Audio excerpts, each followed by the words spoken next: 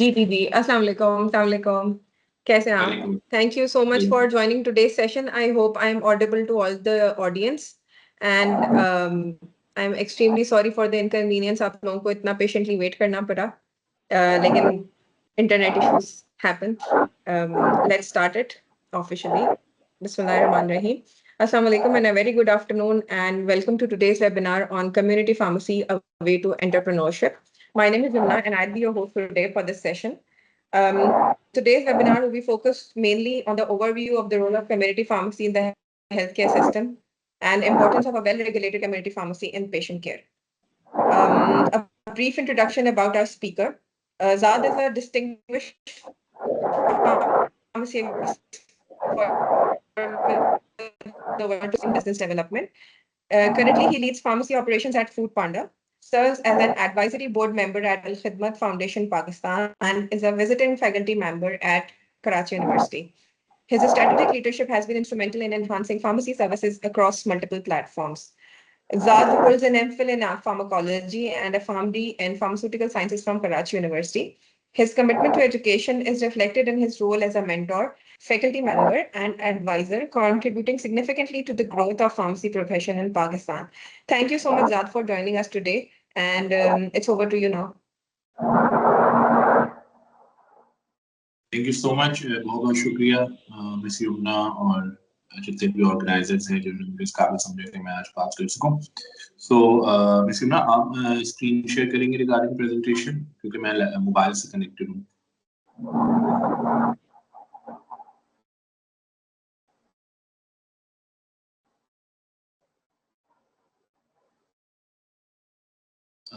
जब तक miss Yamuna share कर रही हैं, जी ये बीच में डिस्कनेक्ट हो गया था। जी please continue, Zaad please continue. No issue. आप स्क्रीन शेयर करेंगे प्रेजेंटेशन मिस युमना?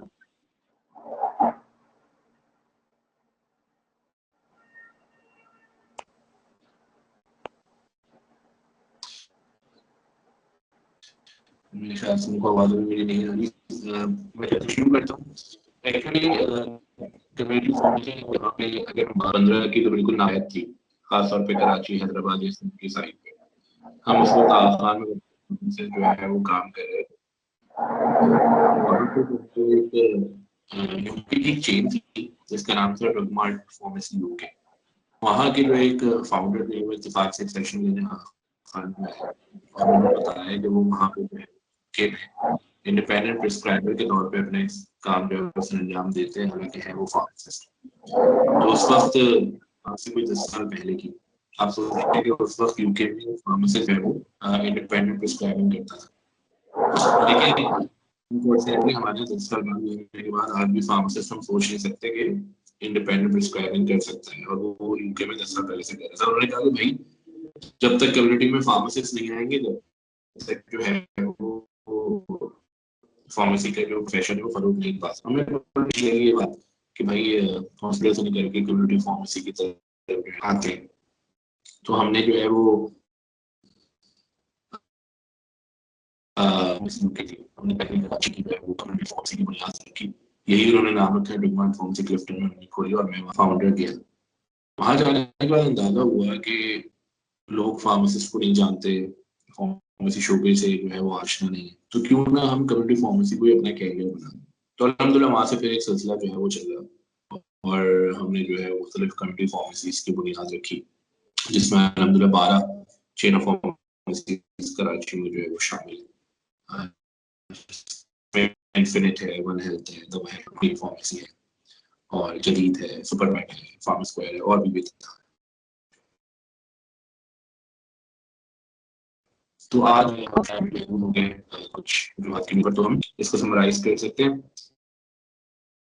जिस तरह तक हम करने की कोशिश करेंगे, इंटरेक्टिव सेशन इसको बनाने की कोशिश करेंगे। आप लोग के जो भी सवाल हो आप लोग बिल्कुल चैट पे जो है पूछ सकते हैं। शुरू से ही मैं जो इंशाल्लाह उसके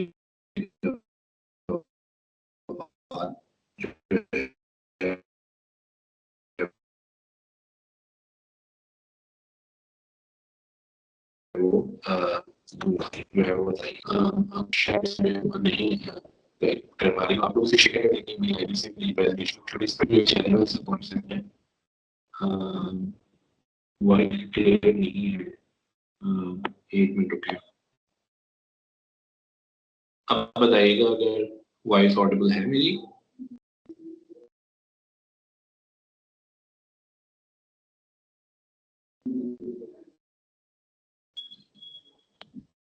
जी ज्यादा पहले से बेहतर है, थोड़ा सा बीच में डिस्टॉर्शन हो रही है और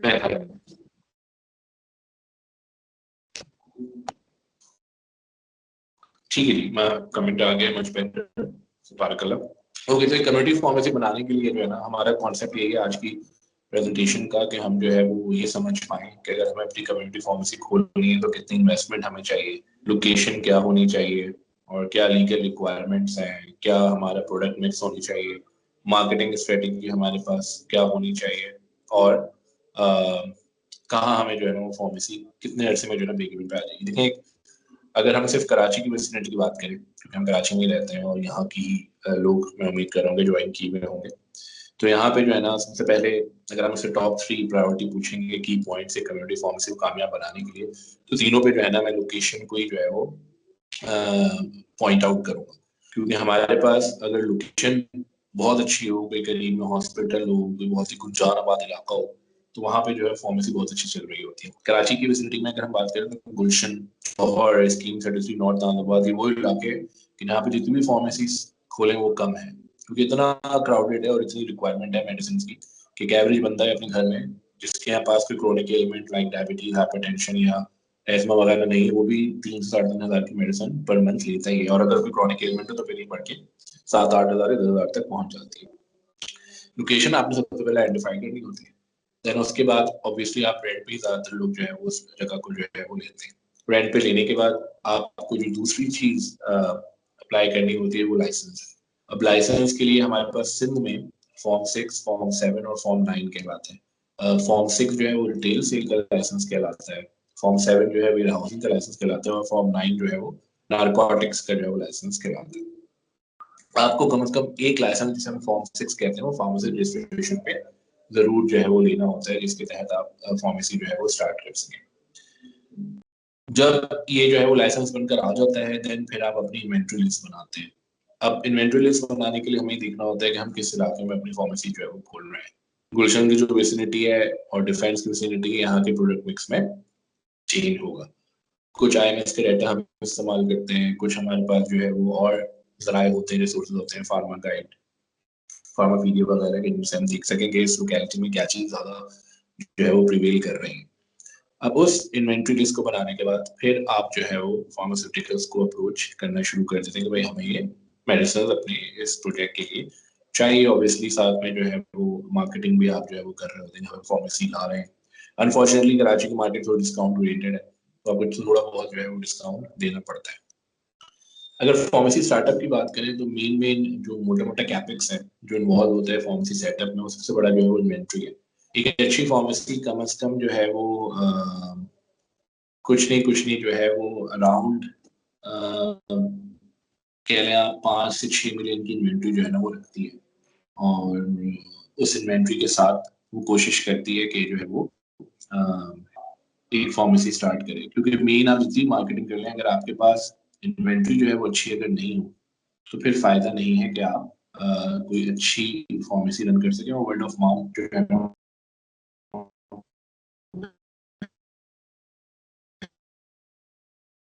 बेहतर नहीं हो, क्योंकि आपको ही पता है अवेलेबिलिटी पे जो है ना वो काम करते हैं कि अवेलेबिलिटी मेडिसिन की सबकी सब उनके पास जो है वो होनी चाहिए। दूसरी जो है वो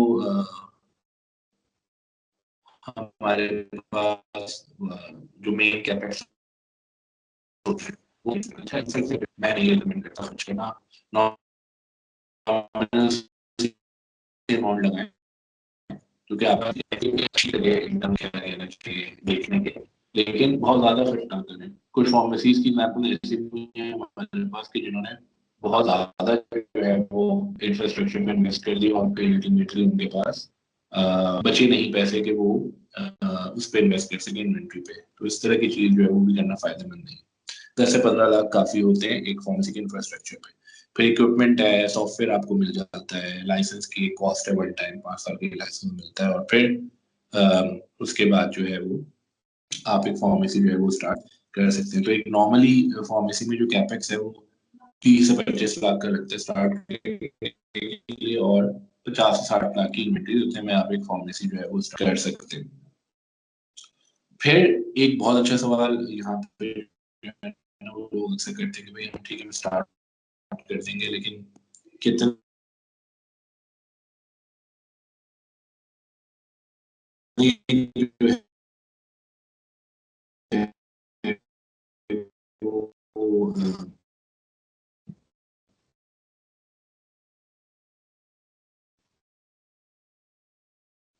महीनों में यूजुअली वो जो है वो 6 से 8 महीने लेती है ब्रेक इवन में आने के। तो मैंने आपको बताया जो कॉम्प्लेक्स है जिसमें वो 3.5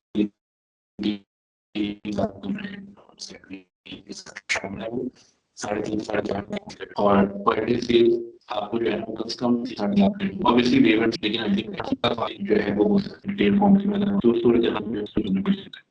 अब इसका प्रोडक्ट मिक्स में जो है बड़ा आपको जो है स्मार्ट प्रोडक्ट मिक्स से मुराद है कि अगर आप जो है वो किसी भी इलाके में वॉइस 50% स्टैंडर्ड बोली कह रहे हैं, एक मिनट लीजिए, मुझे मैं दोबारा कनेक्ट करने की कोशिश करता हूँ।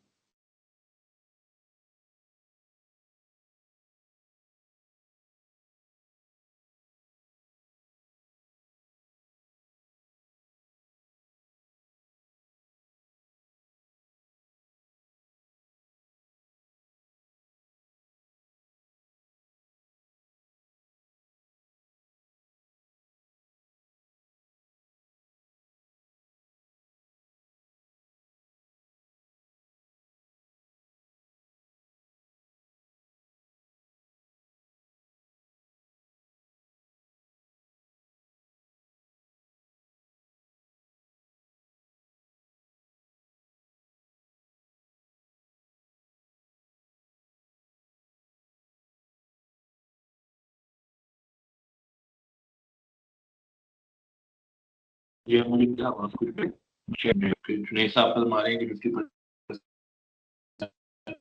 मतलब मैं दोबारा रिज्वाइन किया, अगर इसमें बेहतर है तो बताइए, फिर मैं कंटिन्यू करता हूँ।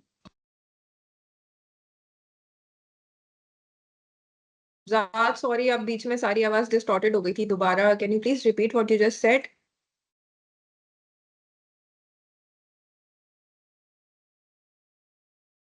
हेलो।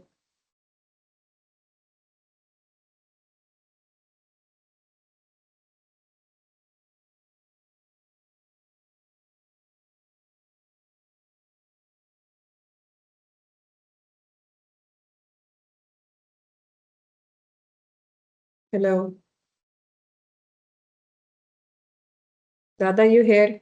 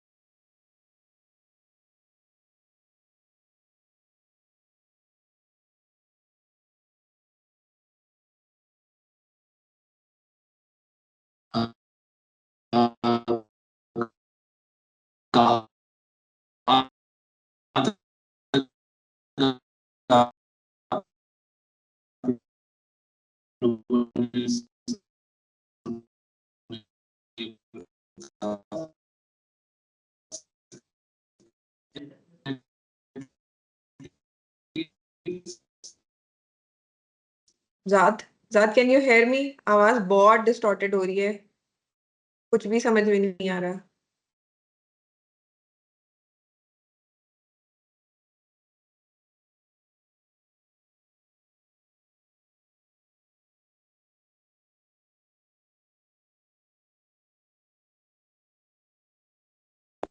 जी जी, मैं पूछना चाह रहा हूँ कि कहाँ तक आप लोगों ने सुनी, बता सकते हैं? अब बेहतर है। Yes, all clear now.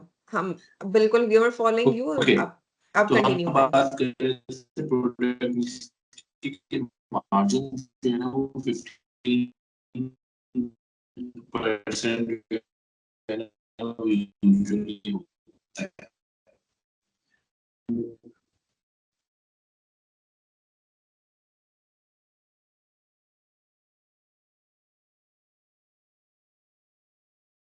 जी जी, आपको बात आ रही है? नहीं, बिल्कुल बिल्कुल भी नहीं आ रही। शायद किस्मत में हमारे काफी मुश्किलात हैं इस वेबिनार ये को दोबारा से, लेकिन हम किस्मत और कुदरत से नहीं लड़ सकते। अब बेहतर है, ये बीच में गायब हो रहा है, शायद थोड़ा सा डिस्टॉर्शन है। आप कंटिन्यू करें, will try to catch you in between.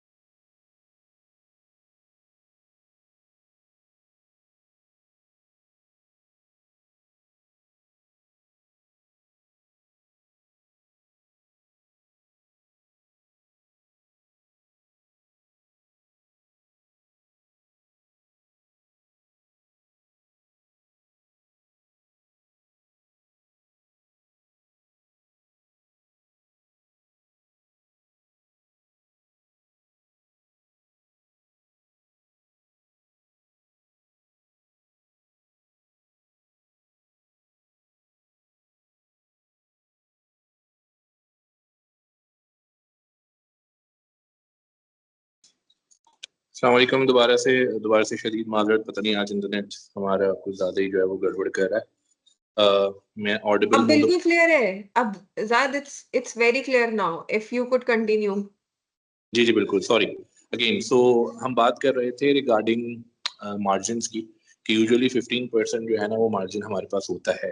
लेकिन अगर आपके प्रोडक्ट मिक्स आप थोड़ी स्मार्टली रखें, जिसमें आपके पास डिवाइसेस भी हों, जिसमें आपके पास जो है वो सर्जिकल्स भी हों, कंज्यूमेबल्स भी हों, तो फिर ये बहुत और बेहतर तरीके से जो है ना वो हो सकता है मार्जिन, और ये 20 तक जो है वो जा सकता है। तो यूजुअली 15 to 20% का मार्जिन जो है वो एक कम्युनिटी या रिटेल फार्मेसी में आप एक्सपेक्ट कर सकते हैं रिगार्डिंग कि स्टार्ट में कितना मार्जिन जो है ना हमें मिलेगा। अच्छा जी, तो इसके अलावा जो स्टाफिंग है वो आपको देखनी होती है। सॉफ्टवेयर 50,000 रुपये में 5 लाख में मिल जाता है। आप किस तरह का सॉफ्टवेयर जो है वो लगाना चाहते हैं? एक रीसाइजेबल अगर एक नॉर्मल कम्युनिटी फार्मेसी भी अपनी खोलना चाहे तो उसको जो है ना वो 6 to 7 मिलियन जो है ना वो कैश ऑन हैंड होना चाहिए कि जिसपे वो जो है ना एक अच्छी फार्मेसी खोल सकता है, और वो 6 से 8 महीने में ब्रेक इवन पे आ जाएगा। लेकिन अगेन वापस बात वही है कि वो लोकेशन जो है ना वो बहुत जबरदस्त जो है वो होनी चाहिए। तो यहाँ पे मैं पॉज करता हूँ, कोई भी सवाल किसी का हो तो प्लीज चैट में पूछें अब तक जो हमने बात किया, और फिर हम आगे चलेंगे। Zad, thank you so much. मैं मेरे ख्याल में ऑडियंस के बिहाफ पर एक I would like to pitch a question कि आपने in your previous experience what skills do you think के are very much necessary to establish a community pharmacy? कौन सी ऐसी skills हैं जो कि बिल्कुल absolutely necessary हैं कि you have to have those? अच्छा देखिए, सबसे पहले ना मैं बहुत अच्छा सवाल है, क्योंकि लोग समझते हैं कि हर कोई जो है ना वो कम्युनिटी फार्मेसी खोल सकता है। उसके अंदर ना आपके अंदर एंटरप्रेन्योरशिप की जो है ना वो स्किल्स होनी बड़ी जरूरी है। अगर तो आप एक लीडर हैं और एक ऐसी चीज करना चाहते हैं जो पहले कभी नहीं हुई है, लोग पहले नहीं करते, तो फिर तो आप जरूर इस तरफ आइए। ऑब्वियसली लोग कहेंगे कि हम स्टार्टिंग में इन्वेस्टमेंट लगा सकते हैं, कि इन्वेस्टर्स को गाइड करना जो है ना वो एंटरप्रेन्योर का जो है वो काम होता है। आपके अंदर वही स्किल्स हैं एंटरप्रेन्योरशिप वाली, तो आप एक फार्मेसी खोल सकते हैं। प्लस आपके अंदर नेगोशिएशन पावर बहुत अच्छी होनी चाहिए, क्योंकि इसमें जो मेन कंसर्न है वो यही होता है कि आप किस तरह से सप्लायर्स को, कंपनीज को कायल करते हैं कि आपको अच्छे से अच्छा मार्जिन दे दें। आपका विजन क्या है, आपका मिशन क्या है। मार्केटिंग भी जो है ना वो बहुत अच्छी उस बंदी की या इस बंदी की होनी चाहिए। तो ये प्रोडक्ट मिक्स है समझ लें इन एट्रीब्यूट्स का, जिसमें लीडरशिप, एंटरप्रेन्योरशिप, मार्केटिंग और नेगोशिएशन स्किल, ये जो है ना वो होनी लाजमी है। सही, thank you. Perhaps someone in the audience would like to ask something?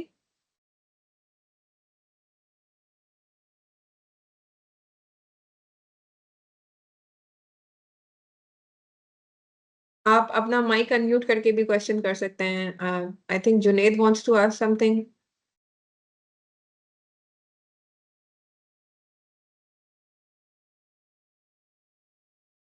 अस्सलाम नहीं, वालेकुम सर। सेशन थोड़ी सी बात हमें और करनी है, लेकिन कोई मैंने पॉज किया कि कोई सवाल अगर करना चाहे तो सवाल भी कर सकता है। ओके ओके, उम्मीद है सर आगे हम इन्वेंट्री के बारे में थोड़ा और डिटेल से जानेंगे कि कैसे इन्वेंट्री चूज करेंगे और परचेजिंग स्ट्रेटजीज हमारे क्या होंगे। जो हम डिफरेंट डिस्ट्रीब्यूशन से परचेजिंग करते हैं उसके हवाले से उम्मीद है आगे हम आपसे सुनेंगे थोड़ा बहुत। जी जी बिल्कुल, उस पर मैं डिटेल वाइज अब स्टेप वाइज मैं बताऊंगा, लेकिन अब तक जो बात हमने की उस पर किसी का सवाल है तो कर ले, फिर ना फिर ओके, हम आगे चलते। Thank you, please continue.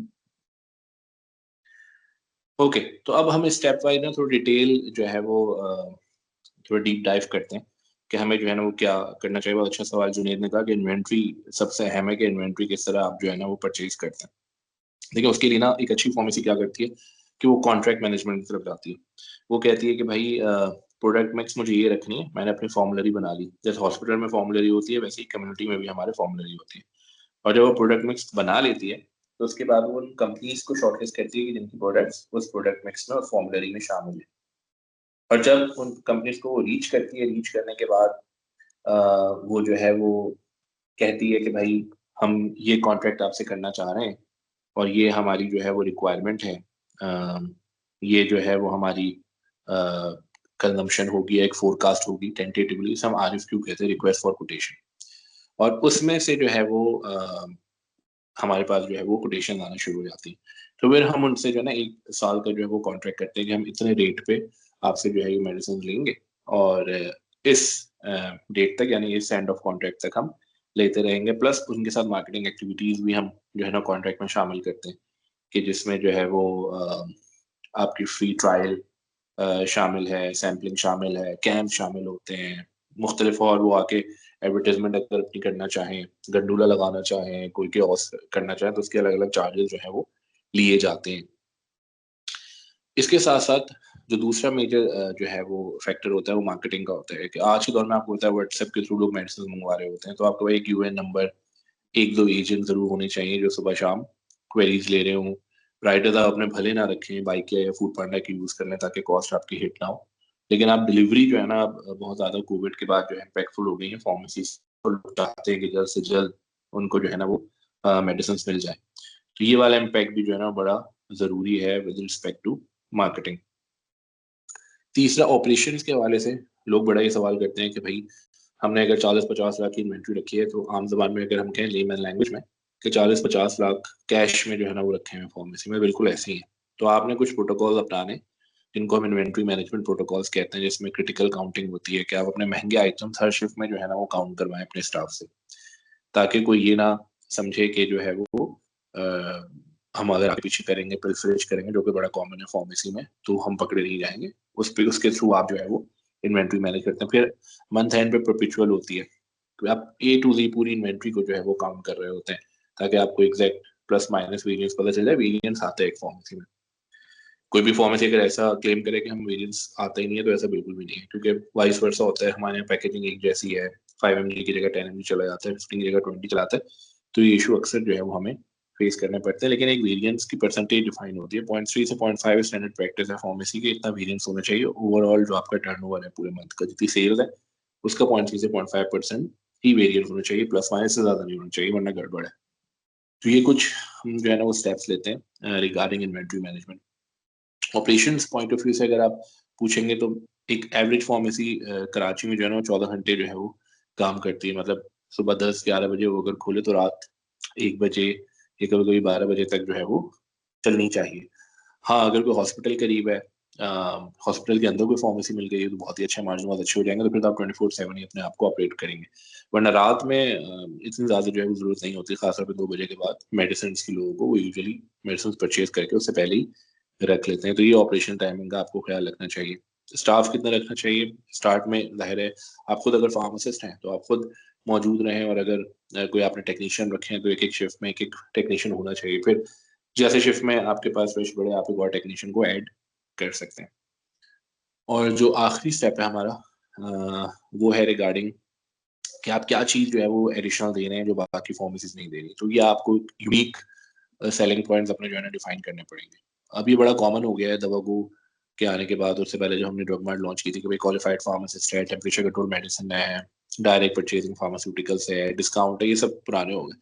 आप क्या कर सकते हैं, ये अब आपको सोचना पड़ेगा। कोई फ्री काउंसलिंग, कोई कंसल्टेशन, कोई फ्री बीपी चेकअप, कोई शुगर चेकअप, कोई गिफ्ट, कोई सैम्पलिंग, मतलब कुछ भी एक ऐसा out of the box strategy जो आपको क्लिक करे। और आपकी मंथली रिफिल एक हो सकता है, हमारे यहाँ मंथली रिफिल बिल्कुल नहीं की जा रही होती। तो एक बड़ा जो है वो अलमिया है बाहर के मालिक में, खासतौर पर एल्डरली पेशेंट के लिए, वो ना पिल पैक्स बना के भेज देते हैं पूरे महीने के, सुबह दोपहर रात, बस उनको उस पिल बॉक्स को खोलना है अपने पर्टिकुलर टाइम पे डे को, और वो उनको मेडिसिन ले लेनी है। हमारे यहाँ अनफॉर्चुनेटली ऐसा नहीं है। तो ये कुछ चीजें हैं जो आप लोग अप्लाई कर सकते हैं अपनी फार्मेसी को कामयाब बनाने के लिए। और आखिरी चीज होती है कि एग्जिट प्लान या स्ट्रेटेजी जरूरी नहीं है, रिस्क तो लेते हैं हम, कोई बिजनेस के लिए सुन्नत भी है, बरकत भी है, लेकिन अगर वो ना चले तो एक एग्जिट प्लान भी जरूर होना चाहिए कि भाई इन्वेंट्री तो सारी सारी कहीं परचेज हो जाएगी। अच्छा, इन्वेंट्री परचेज करते हुए ये भी ख्याल रखना है कि नियर एक्सपायरी हमने इंटीमेट करनी है फार्मास्यूटिकल्स को, ताकि वो डेड ना हो हमारे पास, हमारा कैश लॉस ना हो। आप इंटीमेट करते हैं उसको रिप्लेस कर देंगे। कोई चीज डेड हो गई, ये भी होता है ना, कोई नई फार्मेसी खोले तो बहुत सारे आइटम डेड हो गए, अब वो चल ही नहीं रहे, हमने अंदाजा किया था कि चलना चाहिए, फॉर्चुनेटली अनफॉर्चुनेटली वो नहीं चल रहे। तो फिर आपकी ऐसी पीआर होनी चाहिए आपके सप्लाई चेन डिपार्टमेंट की, या आपको जो भी बंदा सप्लाई चेन जो मैनेज कर रहा है, कि वो फार्मास्यूटिकल से उसको रिप्लेस करा ले उन आइटम से जो ऑलरेडी रनिंग है। तो अगर हम रिस्क प्लानिंग की बात करें कि एग्जिट स्ट्रेटेजी क्या होनी चाहिए, तो इन्वेंट्री तो आपकी वो टर्न अराउंड हो सकती है, इक्विपमेंट भी कहीं जा सकता है, सॉफ्टवेयर भी आप किसी को दे सकते हैं। लाइसेंस की कॉस्ट ऐसी है जो आपको जाहिर है वापस नहीं मिलेगी, प्लस रेंट जो आप दे रहे हैं, यूटिलिटीज दे रहे हैं या सैलरीज दे रहे हैं, तो ये लॉस हो सकता है। मैंने 12 प्रोजेक्ट्स अगर बनाए तो उसमें से 2 जो है वो बंद हुए। ऑब्वियसली मेरा काम प्रोजेक्ट बना के देना है, लेकिन ये भी मैं जरूर बताता हूँ कि वो दोनों प्रोजेक्ट इसलिए बंद हुए। एक का इशू ये था कि वो इन्वेंट्री मैनेज नहीं कर पा रहे थे, क्योंकि उन्होंने बताया मैंने आपको कि इंफ्रास्ट्रक्चर बहुत लगा दिया, और दूसरे का इशू ये था कि वो पिलफ्रिश को कंट्रोल नहीं कर पा रहे थे। सो ये दोनों चीजें ऐसी होती हैं जो हर्ट करती हैं आपको। और सप्लाई चेन सबसे बड़ा, मैं ये समझता हूँ, मुझसे अगर कोई पूछेगा कि सबसे बड़ा फैक्टर किसी भी फार्मेसी को कामयाब करने के लिए क्या है, तो सप्लाई चेन है। अगर आपके पास 7 में से 4 मेडिसिन हैं और 3 नहीं है ना, तो 2 दफा पेशेंट आएगा, कस्टमर आएगा, तीसरी बार नहीं आएगा। लेकिन अगर आपने 7 में से 6 उसको दे दी पहली बार और बोला वो 7 में जो है ना वो मैं आपको घर डिलीवर करवा दूंगा, तो वो आपका कस्टमर बना रहेगा एंड तक। तो अवेलेबिलिटी आपने जो है ना बड़ी स्ट्रॉन्ग रखनी है, ऑल्टरनेट आपको पता होनी चाहिए, और आपको पता होना चाहिए कि मैं कैसे अरेंज करवा के कस्टमर को मुतमईन कर सकता हूँ। सो यस, ये रिजॉल्व फ्रॉम माय साइड। अब कोई भी सवाल हो तो बिल्कुल कर सकता है। टेक्निकल ग्लिच की वजह से मैं प्रेजेंटेशन शेयर नहीं कर सका, लेकिन मैं रिक्वेस्ट करूंगा मिस यमुना को कि वो प्रेजेंटेशन जनरल प्रेजेंटेशन है जो एक होती है कम्युनिटी फार्मेसी के, कि वो आप सबको जो है ना ईमेल कर दें, ताकि उसमें स्टेप वाइज सब कुछ लिखा हुआ है, तो आप पढ़िएगा। और कोई भी सवाल हो तो मैं ईमेल भी मिस यमुना से कहूँगा मुझे शेयर कर दें, मुझे लिंक्डइन पे भी अप्रोच कर सकते हैं। कोई भी सवाल आप पूछ सकते हैं, और अभी भी सेशन के एंड में आप जो भी पूछना चाहें, most welcome. Thank you so much Zaad, बहुत अच्छा आपने डिस्क्राइब किया और बड़ा डिटेल्ड जो है वो था सेशन। ये बीच में थोड़ी सी अगर डिस्टॉर्शन नहीं होती तो it would have been better, but still thank you. एक मेरा अपना क्वेश्चन है इसमें कि आप क्या समझते हैं कि व्हाट आर द लाइसेंसिंग या रेगुलेटरी के कोई हर्डल्स जो कोई फेस करने पड़े हों, कि यहाँ पर किस तरीके से हम उनको जो है वो टैकल करेंगे, कि अगर लाइसेंसिंग में हमारा कोई प्रॉब्लम आ रहा हो, या रेगुलेटरी में ड्रैप अप्रूवल तो इसमें रिक्वायर्ड है या नहीं है, इस तरीके का क्या कोई इश्यूज है?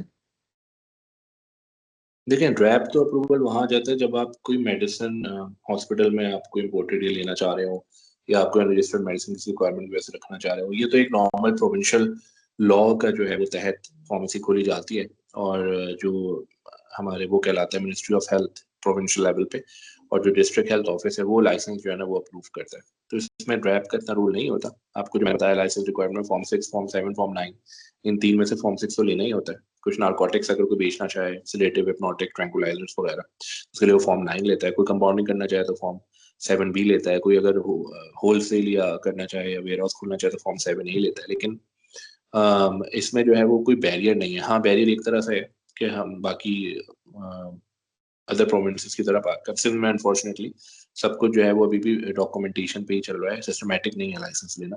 तो जिसकी वजह से बहुत इंतजार करना पड़ता है। फीस 5000 है लाइसेंस की, लेकिन ड्रग इंस्पेक्टर जो है ना वो 1-1 लाख तक जो है वो लेते हैं अगर आपको जल्दी काम कराना है।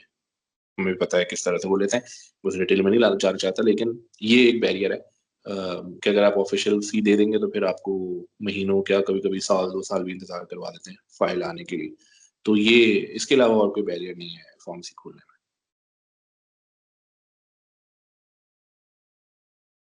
सही, थैंक यू सो मच। आप, मेरे ख्याल में हम अगर ऑडियंस में अगर कोई क्वेश्चन है तो you can unmute your mic and ask now.